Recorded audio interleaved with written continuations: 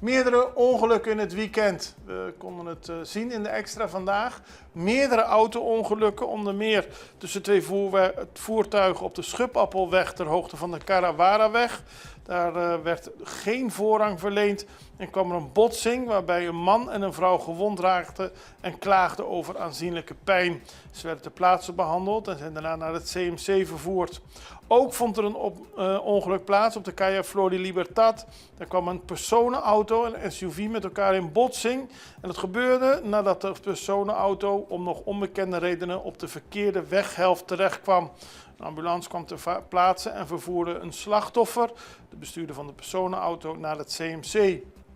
En vannacht was er nog een heel opvallend ongeluk op de Helmin Wiels Boulevard ter hoogte van het kantoor van Aqualectra Mundo Novo.